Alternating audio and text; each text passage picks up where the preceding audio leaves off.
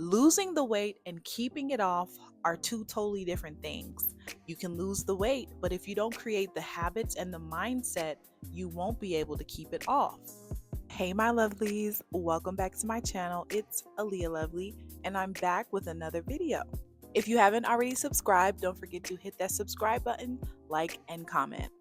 Today, we're going to be talking about why you won't be losing any weight in 2026, unless you learn and unlearn these 3 hard truths. So you may be asking yourself, what qualifies her to tell me why I will not be losing any weight in 2026? Well, let me tell you what my credentials are. I went from this to this, and it took me about a year and a few months. And in that year, I learned so much about myself. Most of what I learned had nothing to do with weight loss. Most important thing that I learned about losing weight, getting in the best shape of your life, or any change that you want to make is that it all boils down to your mindset. Changing your mindset and consciously making an identity shift. So with that being said, let's get into the 3 reasons why you won't be losing any weight in 2026 unless you learn and unlearn these 3 hard truths. So the first reason why you may or may not be losing any weight in 2026 is because you simply won't allow yourself to lose the weight. And the reason why you won't allow yourself to lose the weight is partially because you don't feel like you're in control. You may not understand what you can and cannot control. But I'm here to tell you that your weight loss, and your fitness journey is definitely in your control. You are totally in the driver's seat. I went from 186 to 157 pounds, and it took me a year and a few months. When I started off at 186 pounds, my first big weight loss was about 14 pounds, where I went from 186 to 172, and I got so many comments on my weight. Some people told me I looked sick, some people asked me what was going on, and everybody had something to say. It was at that point that I realized that not everybody wants to see you at your best, and not everybody understands what you consider your best to be. The thing about weight loss for me was that every time I lost a certain amount of weight, I felt my body getting adjusted to that weight loss. And so sometimes my weight loss would be a little stalled, and then in 1 month, I would just lose it all in that month. Even though people had negative comments, I had to still allow myself to continue to be on my weight loss journey. I could have stopped at 172 pounds, right? Because of the opinions of others, because I didn't want people to think that something was wrong with me, but I allowed myself to continue on in this journey. When you want to lose weight, you have to give yourself permission to change, to be better. You have to give yourself permission to be the best version of yourself. There's a poem that says, "Our deepest fear is not that we are inadequate. Our deepest fear is that we are powerful beyond measure." Maybe your fear is that losing weight will make you tap into your greatness, and that scares you because you don't know what that looks like. But let me tell you right now, when you lose your first 10 pounds, your first 20 pounds, your first 30 pounds even, that is such a major confidence boost, not only because you're smaller and your clothes fit better, but because of the mental gymnastics that you may or may not have had to do on your journey. There were times when you didn't want to eat clean, or you didn't want to do that workout, but you pushed through. The way that builds your confidence is like no other. So I'm here to tell you right now, give yourself permission to be great. Let yourself be skinny, let yourself be fit, and let yourself be free, because you deserve it. Something that really helped me to allow myself to continue on in my weight loss journey when I lost my first 14 pounds was really sitting down and thinking about the pros and cons of my weight loss. Every con that I had was related to what somebody else would think or outside approval.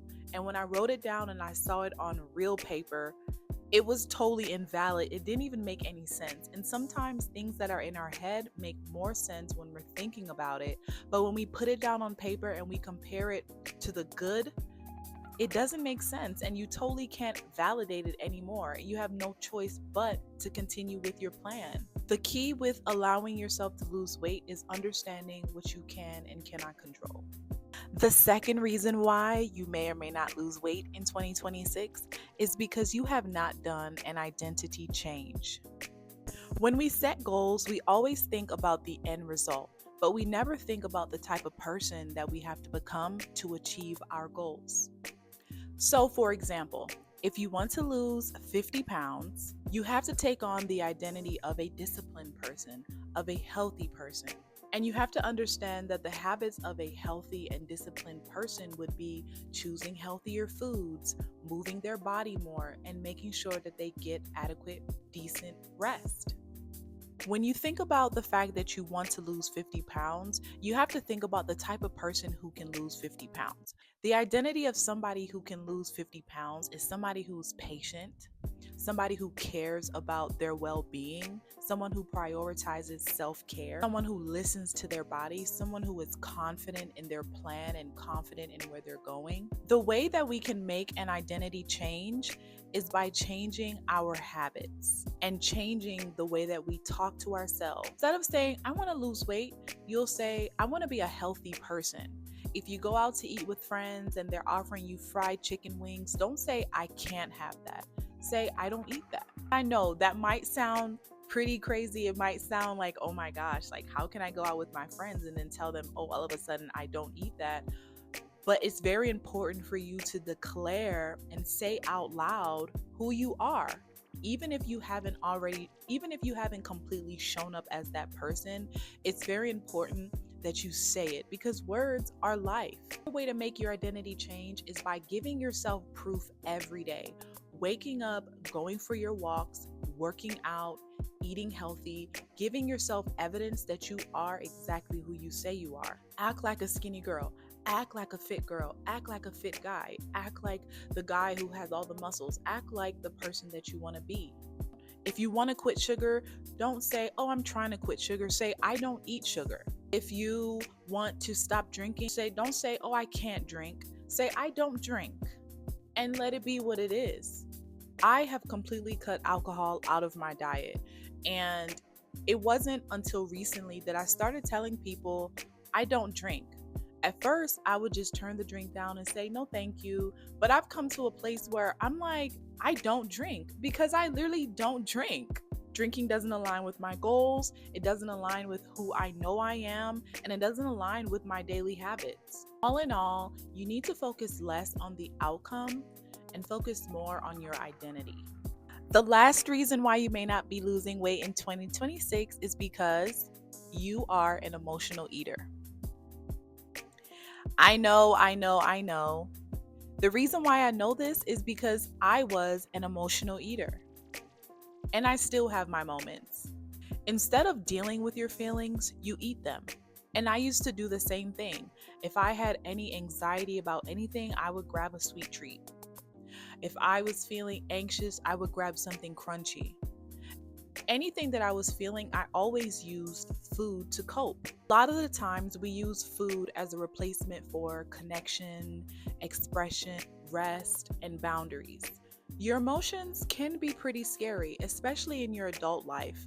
I feel like as adults, we struggle with dealing with new emotions. A lot of people filter through the same emotions every day: sadness, anger, and frustration. But sometimes it's not sadness. Sometimes you're disappointed. Sometimes you're not angry, you're confused. And it's very important for you to identify your emotions for what they are. When you can do that, then you won't use food to cope. Something that I practice when I do feel those moments where I'm anxious and I just want to grab something sweet, I pause for a second and I ask myself, what am I feeling? And why do I not want to feel this?